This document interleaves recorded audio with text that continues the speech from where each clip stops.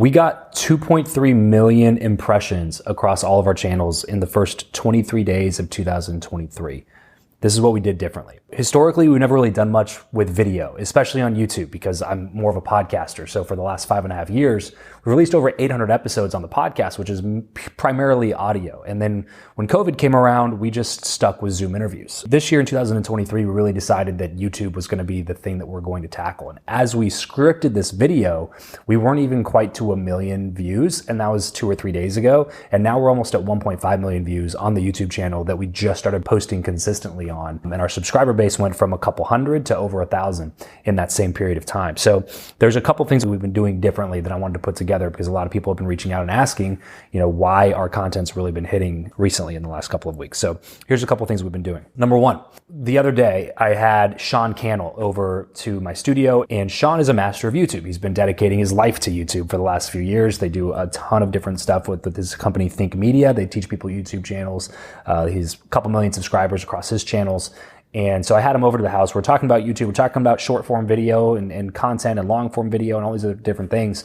And he showed us one channel from this guy. The content he was putting out was not very good quality, but he was releasing 4 to 5 videos a day. There's a cool channel that's worth studying for business owners called One Rental at a Time, Michael Zuber. Okay. And he uploads 419 videos in the last month. And his model is... Oh my gosh. And he's like, what is it called? One Rental at a Time. And I love him too. He has a cool show called Daily Financial News, really smart economics guy. And he just keeps me in the know. But the way he does it is no editing. And he doesn't really go live. He goes live with his Daily Financial News. But what he does is he brings on experts, and then he'll take, like, if you were going to bring me on Zoom, nonetheless, Zoom of all things too, I'm pretty sure it's not even that fancy, and no editing. And he just hits record and he talks about one topic, and he'll do 3 topics with each expert. So if he talks to someone in a day and he has 3 30-minute conversations, that's 9 videos. And so, cause 3 questions per person, 10-minute about clips, and then he's just dropping them. And then some of them get chopped into shorts. So he has some systematization. And if you use, he's on his way to 1 million views in a month. And so he's definitely going to volume play. Yeah, no kidding. And I actually, it's just kind of one of my favorite channels, because it's like real estate investors that are just kind of talking on a raw level. And it's almost like a little bit of that talk show, kind of just a nice channel to turn on. Smart people are coming on, and you could pick and choose which episodes you want to watch. And then he's doing a great with the Daily Financial News. So to that point, he's definitely going the volume play, and that is a strategy. And I think why it's also worth studying is people overthink production value. Totally, dude. And it was the first time that it just completely dawned on me for some reason that YouTube doesn't pay you for how many subscribers you have. They pay you for views. So if the game is really how can we get more views, then the direct answer and the most simplified version of the answer is put out more content. What we started doing right before the new year was we started just creating a ton of different clips. And I had a conversation with my team where we said, hey, look, let's start this new clips channel from scratch, basically. And let's just start releasing every single day. Let's go back into our archives, find all the content that's really good. Let's put out, 3 to 7 minute clips, and then let's put a bunch of shorts on the channel and just hit it every single day with new content. So every day we're uploading content. Every day we're uploading content. And then the nice thing is that all of those clips, the 3 to 7 minute clips, we can put on Facebook Watch. And then all the 30 to 60 second shorts, we can put on Facebook Reels, Instagram Reels, and TikTok. So when you multiply that out across all the channels, every single channel that we have is now continuing to grow because we're just increasing the quantity of the content that we're putting out. And what happens when you increase the quantity is that you actually get more feedback and data in a shorter period of time. If you release one video a week, you only get so much feedback from that one video, and you only have so much to go off of by the time you release the next video. And the length of time is much higher between the time that you're releasing. So you can't effectively use those learnings as quickly as you would be able to if you're releasing every day. So the difference now is that we're releasing 200 to 300 videos every month. And I'm starting to agree with Gary Vee, like more and more and more, the more that we're doing this. And he's the best, so I probably shouldn't have ever questioned it to begin with. And frankly, it was just a matter of team size because we just were like, hey, that seems impossible to put out 14, 15 videos a day on every platform. That's crazy. The amount of people that are super fine with putting out 1 or 2 pieces or 3 pieces a day on one platform are just leaving an enormous amount of opportunity on the table. And so for me, if there's anything that I can get through today, and there'll be plenty of things I'll try to get through, but the sheer amount of content needed to take full advantage of this land grab is staggering. So that's what we're working up toward now. But I've never agreed with him more than recently, because it was just kind of a realization that, like, look, it doesn't matter if one video gets 27 views, because you're just trying to shorten the distance between the 27 view video and the 27,000 view video. And if you only put out one video a week and every 10th video pops, then it's going to take you 3 months to get to the next one that's going to have any sort of lift for your channel and bring in more subscribers and build momentum for your growth.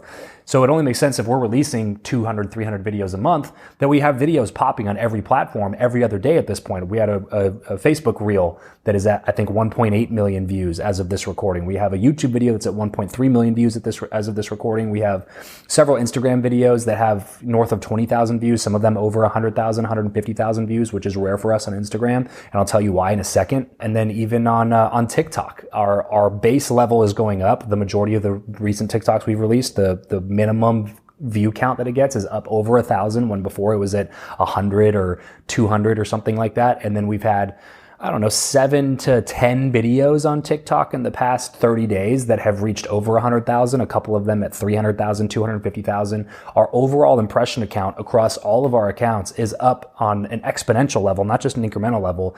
And it's not really anything to do with the quality that's been any different.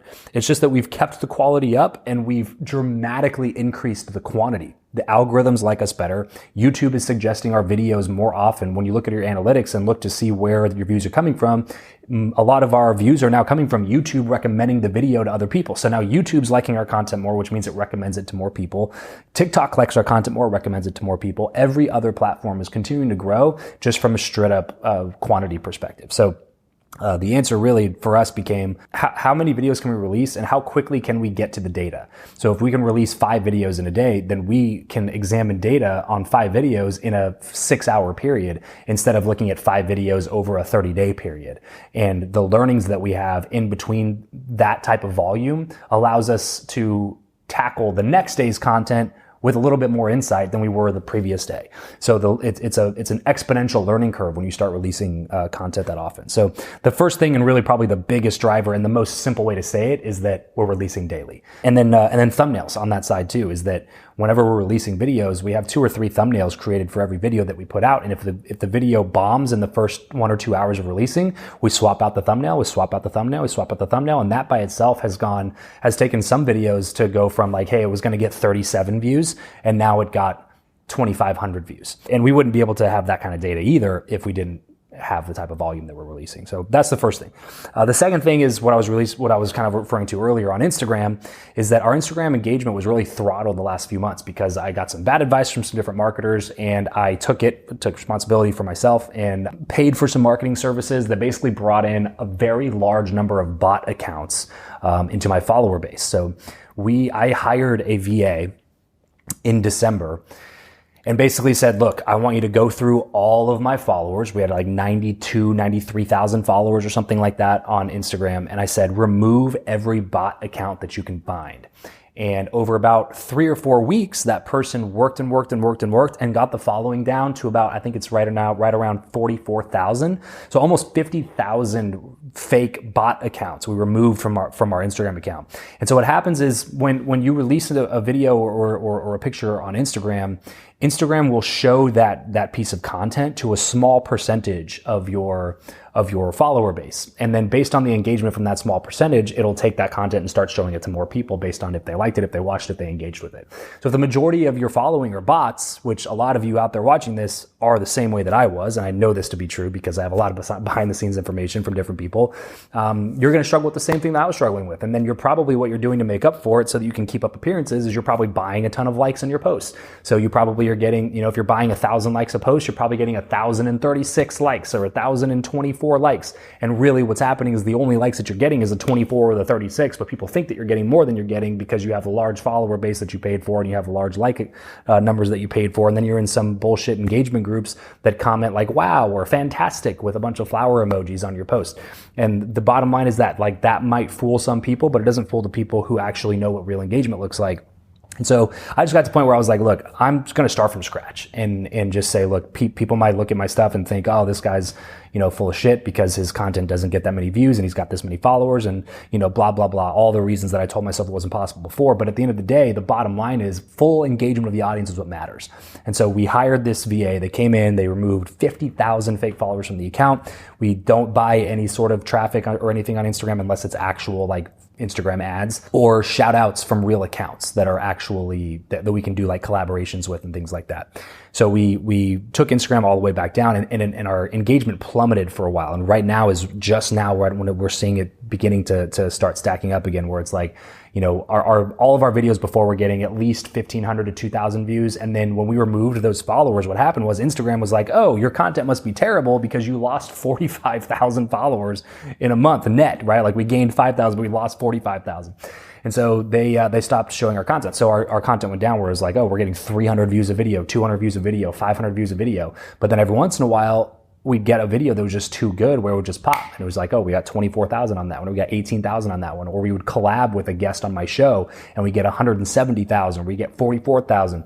And so in Instagram too, we're just now starting, I think, to turn the corner where we've had a couple of videos recently have been popped up to 18K or 12K or 14K. And our minimum view count is starting to rise again. And I think that that's going to continue to increase over the next 30 to 60 days as we bring in some more organic traffic to start increasing our follower count the right way.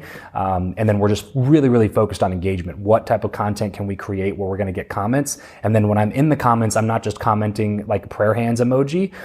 I'm trying to comment something that's going to get another comment from the other person. So you're trying to actually build these relationships with people that are on your follower list. Instagram was a really big learning curve for us when we hired that VA to come in and help us get back to really real, where all of our content is real. All of our numbers and analytics are reliable and credible. And then the last thing is it's really was just a commitment to higher quality content. I've been doing a podcast, like I said, for 5.5 years. We have over 800 episodes, hundreds and hundreds of interviews.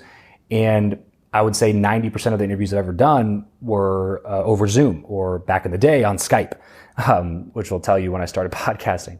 So this year, what we really decided to do was look, if we're really going to try to tackle YouTube, we can't just do this Zoom split screen interview thing. We gotta be willing to do it in person.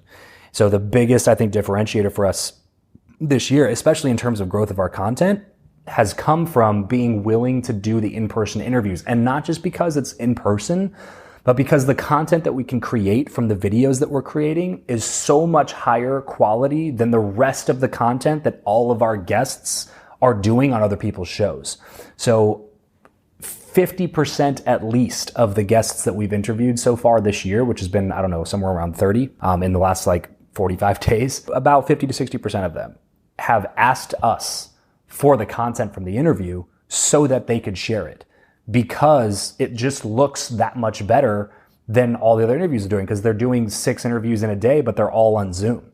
So they all look the same. They all sound very similar. They're asked similar questions. But when we come out and I bring out a videographer and we have a couple cameras and lighting and microphones, we have this whole setup, and then we collect the content in person. And then when we leave, we give them 15 to 20 high quality, high resolution clips with captions and stuff that makes them look really awesome. When we send the content to them, the Google Drive full of all these different assets and tools that they can use, they're all thirsty for content too, and they want to put out content on their channels. The problem is that most of the content looks the same. It's not different from any of the other content, so there's no reason for them to release it.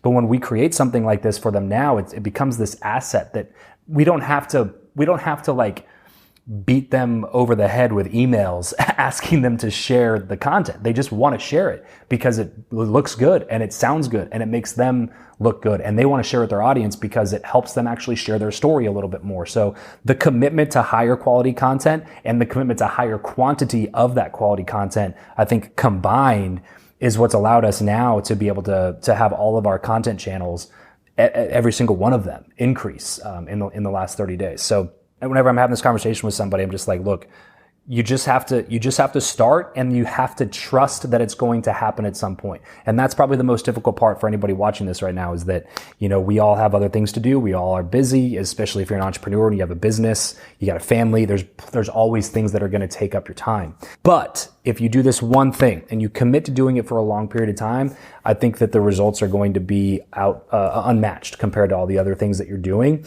And it's just going to take patience. You might do this for 6 months before you have a video pop, and it feels like you're spinning your wheels, because it's like, oh, we're putting out all this content. We still have 203 subs on YouTube, and our podcast is still only getting 150 downloads an episode, and our Instagram still only gets 300 views a video. And it's like, I'm paying this content team $8,000 a month, and we're flooding Instagram, but nothing's working. And it's like, okay, well, you just got to get back down to the basics, make it higher quality, put out higher quantity, and start building content that people are actually going to want to watch, not just content that is checking a box on your schedule, so that you can be like, create content, done. We got that done. Now let's move on to the more important projects. Because anytime you do that, your audience is going to be able to tell. So yeah, higher quality content. If you want to really crush this year, I think that we're going to see a big regression back into in-person things, because COVID accelerated it, I think, too quickly. And now I think that the thing that's so different is doing stuff in person, because everybody does everything on Zoom. So that's our commitment this year. And, it's going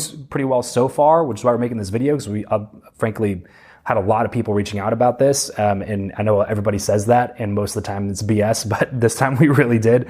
We're getting a lot of DMs and messages and emails about like, hey, what are you guys doing differently? What can you share with us? So we wanted to put this video together just to show you exactly what we're doing. And we could be doing a video like this in 4 months from now and being like, yeah, remember everything we said before? Yeah, forget about all of that, because it's not working anymore. That's kind of the nature of social media and video and all that stuff. But right now it's working. We're going to continue doing it. And we're making big bets on quantity, and then we're making big bets on increasing the quality. And I think that if we can do both of those things, that over time it's going to really benefit the channel overall, as the YouTube channel specifically, because we've never done YouTube before, but also, by proxy, will also increase TikTok, Facebook, IG, Pinterest, vertical video, even increase our email list, increase our podcast listenership. I think everything will be much better that way. So keep following along for more, and follow along for more videos like this, where we keep breaking down exactly what we're doing. You can watch our journey and see, hey, are we stuck at 1,000 subs in 6 months from now, or did we go from 1,000 to 100,000, or 1,000 to 5,000, or 10,000, or 1,000,000?